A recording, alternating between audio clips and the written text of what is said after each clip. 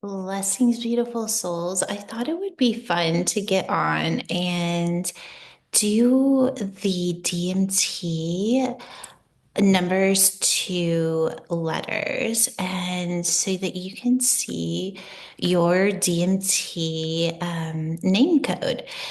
So I'm going to bring up a little chart here so that you can look at it if you don't already know what this is. It's based on numerology and then how you can use the code to maybe learn a little bit more about yourself.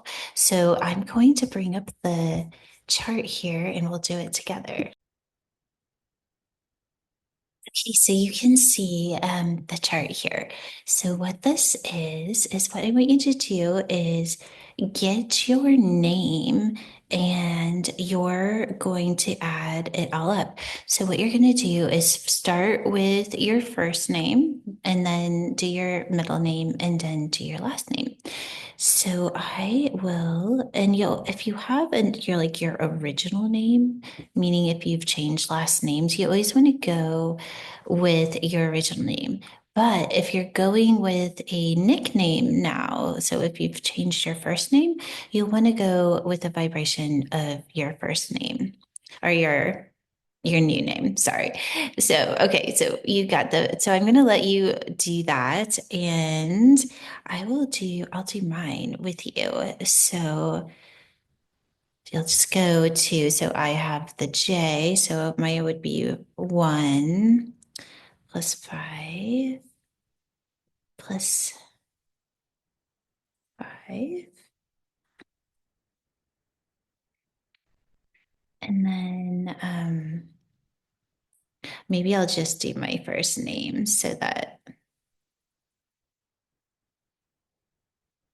okay. So once you have that, and you might want to pause it so that you can see what your three numbers are. And if you add up to a master number, then hold your master number. So if it becomes an 11, 22, or 33, then hold that. So, and now you'll go ahead and add those three numbers together, but put the first three numbers at the top. So you're going to have, let's say you're a 479. So put those at the top and then go ahead and add all those together. So in that case, it would be, ooh, interesting, just organically, that's a 9 to the 11, which is the big theme of the year, right? Okay, so now you have your three numbers at the top. And then you have what they all add to. So, what you'll want to do is kind of discover what those mean and how you can do that. I'll show you, like, actually a really fun place that you can go to. And I'll put this link in, in the description. So, if you go onto our website and then you go down to Ormus, or I think it might be here too. Let's see.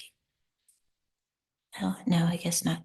Okay, so if you go to the Ormus, and then you go down to the Ascension Ormus, and you go down all the way here, you're going to see each code. Oh, these are just oh, yeah. And then what they do right here. So, why would you want to do this? So you can see what your avatars are. So for the four, for instance, one of your strongest avatar is an alchemist.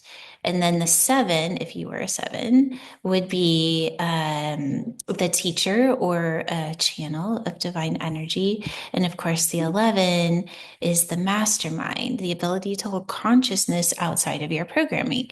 You could also, if you want to, do the movement to enhance those frequencies inside of you.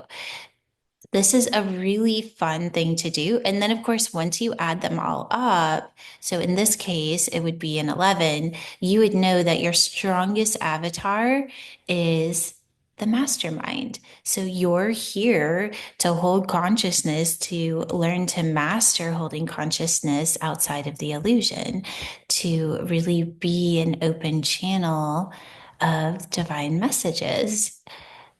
So I'll go back to the coding here if you want to kind of look at this and play in it. And then once you have your code, I'm going to go ahead and stop sharing. Once you have your code, you can use your copper card to code things when you want to use these avatars.